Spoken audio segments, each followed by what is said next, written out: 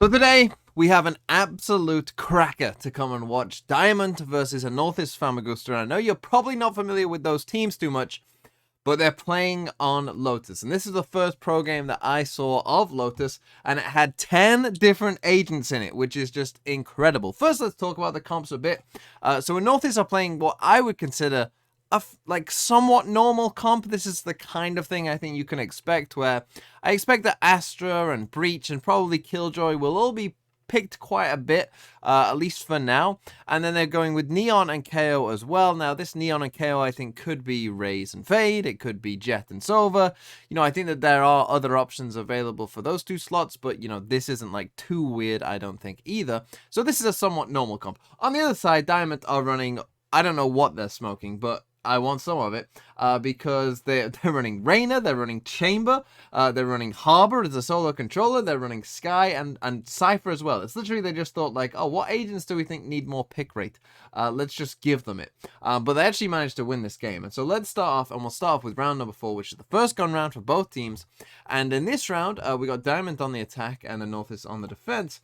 And the Northis here, they're going to go for a bit more of a passive A setup. And we're going to talk about the problems. And, you know, on videos when this first released, myself and others, you know, talked about the importance of this area here for the attacking team and coming and taking this area.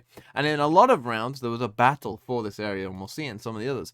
But in this one, Northis are going to play, you know, a bit off and kind of let them have it, maybe playing a bit more aggressive towards C and other parts of the map. You're going to see parts of the problem with doing just that, right? Because in come Diamond here, you know, they're going to send in a Harbor Cascade just in a second, and you're going to see that when we pause the video, just how many, like, options they have from just taking the square. So there goes that Cascade, you can just see it there. And if we pause just now, right, as the Neon starts to rotate over here as well, the problem is for Anorthis now is just think of all of the different things that Diamond can do, right? They can do from this an A hit, right? They could just come and do an A hit if they want to. They could come if they want to and, you know, maybe put a wall up there or something and come and walk down here and walk down the steps. They could, if they wanted to, break this door and come and plant on the B site, but they could also forego planting on the B site and come and push spawn here or push spawn there, and this alarm bot won't catch them, right? So there's a lot of different options on the table just from coming and taking this one space, right? And that is kind of the problem with giving up this space is, yeah, there's a lot of options for that attacking team in terms of where they want to go. Now, this does end up just being an A hit here. But, you know, there was a lot of options on the table for Diamond, and it was interesting with the door breaking, right? Sometimes the attacking team broke the door, sometimes the defending team broke the door, right? That is something I still it's being figured out even by pro teams as well. It's like, you know, how do we you know, use that door in the middle of the map? Is it a defender-sided door or not? And as we start to come in, the Docs come in, the Seekers come in, we get a trade there, and they are going to manage to come in onto this A side and ultimately get a plant going off as well, right? We get that kill, but we've got our Sky up here as well, pushing towards the stairs. The KO's actually going to win this duel, so this is something you're going to have to be, you know, ready for as this is coming in. And we end up in a 2v2. Now, the Cypher trip goes off, and this is one advantage of playing Cypher. Before the Cypher dies, the Killjoy breaks this trip. Obviously, if this is a Killjoy, you know, this Killjoy that isn't active like it is for Cypher. So they have a general idea of where these two players are. We get the Harbor ult coming in as well, and we end up in this 2v2. And ultimately, Diamond will manage to win this round. This is a little nice position that the Harbor takes up, knowing that, you know, these guys are probably back there. He's just looking this way. You know, he's in a safe position. He's going to break a KO knife in a second, and we can just run this a bit further forward here, a bit quicker, because eventually they are just going to manage to win the round here, Diamond. But you get the kind of idea of the problems that can be caused if you give up that kind of A space. Now let's come to round 6, and in the last round we saw, you know, a pretty passive A hold. This is what most rounds I think are going to look like on this map, where we're going to get KO knife, Reyna flash, Sky flash, Astra suck, Breach stun. We're not done yet. We're going to get Neon Stone. We're going to get Aftershock. We're going to get an Astra Smoke in there as well. This is all within like the first 10 seconds of the round, just fighting for A, right? A ton of utility gets used right there, right? We get a Breach Flash even in there as well. That is what I think most rounds are going to look like. Now, again, the defenders break this door, and I think if you are on the defensive side and you are going to break this door, as I said, you basically, you need to hold this space. You can't break this door and then retreat. You have to die here, basically, I think. You have to fight with your life, because again, you end up with the problem we saw in the last round, where if you open this door for them and then they take, this space, well, then you're just giving them so many options. But you'll see, even though we take that A space and you're thinking that's great as the defenders, you run into other problems, right? We got this Cypher Cam here that's, can check in on C and see if there's any aggression down there. And so what happens is, Diamond, they just decide, well, yeah, let's come towards C and, see what's going on there. They send a dog towards A, realize, yep, they're still being very aggressive there. Cypher Cage here on B, and you'll see, though, that we're going to get more problems. Yes, we have this A space, but other things can happen on this map that can cause us some issues. So whilst they continue to stay aggressive here, we now walk in onto C, the alarm bot goes off, the Killjoy nanoswarms go off, and that stops them coming in towards C. But now you run into another problem, which is they now have lost this control of C here, right? And they've lost this control of B, and this Cypher Cage has gone over there, so you don't know if this guy has crossed either. And so this door is going to open. And the problem with this door opening here is, which way are they going, right? This door, at this point, could mean all of these guys are flooding into B, or it could mean that this guy is just coming to join them at C, right? And you don't know. And that's the thing about this map, right? Is that, yes, you've got control of this and you feel, steady on A, but between B and C, it's not easy. And the problem is with the way this A hold is as well, right? It's not like Haven where you can just sit and op all the way, back, kind of deep towards A and just op from long and kind of, be fine. You need two people there. You can't just have an op here, right? Like, this is not as easy to hold. So you've got two people here. That means you only got three for the rest of the map. And the problem with that is now this door opens, and so this breach, I think, is in conflict. Well, is this a C hit or a B hit? And they, start to pressure towards C. But the thing is that we're going to, get out a Killjoy ult here, and, the Killjoy ult comes out. But then they just go, okay, well, we'll just come back to B, right? And we just walk in onto the B side. And so you see, we've got problems right now because the door is open and they do have this control. This Neon is able to get there pretty quick, but our Cypher is very, very deep. And the thing is, actually, Northis are going to manage to win this round, but they win this round because they have Killjoy ult and Breach ult, and they win this fight that they probably shouldn't, right? If that fight goes the other way, they might not win this round. So they needed both Killjoy and Breach ult to win this round, I think, even though they got the A control that they wanted. Without those ults, it probably would have been a bit of a different round and, could have gone a different way, but they do end up winning it. But you see some of the problems that defenders can have on this map where, yeah, sure, you've got A control, but your B and C holds are still pretty weak. And now let's come to round 10. And in round 10, again, we're going to see another, more passive A hold, but this time I definitely prefer this round from a Northis, because if we're being passive here, I think we have to be aggressive here. Okay, we need to be holding one of these spaces. You can't sit in C and sit in A. You're just going to lose the round if you do that. So if you're being passive on A, and that's, a good way of mixing it up, right? You don't want to do the same thing every round. But if you're going to do that, you need to be, probably aggressive on C. And you'll see here, we get Breach Stun, we got Neon Stun, we got KO Flash in there, right? It's really good. They get the first kill. Really, really nice stuff.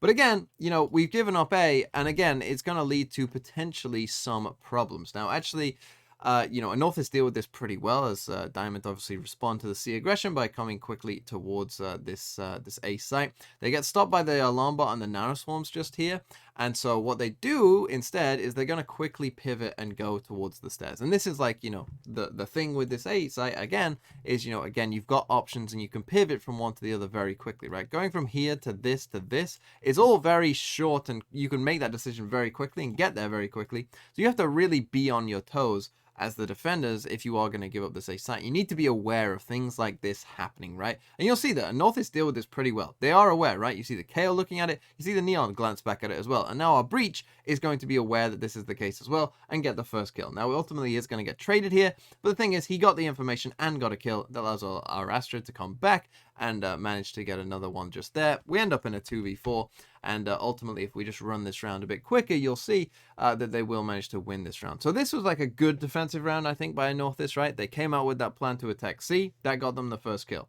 They then, were aware of the threats that can come from this, giving up that A control. And, they dealt with that threat decently enough to where they ended up in a 4v2 and they played this pretty well. And ultimately, we're going to see that this Astra is going to manage to get the final 2 kills and win the round for Northis. And now let's swap sides and see what happens here. So we've got now we've got a Northis on the attack, and so they go for, you know, a bit of an A start hit here. What we're gonna see is aggression back, right? We're gonna open the door. We're gonna flash through with our Reyna, right? I kind of like this idea of, you know, we'll open the door but push out this way instead, right? The focus maybe comes to the door.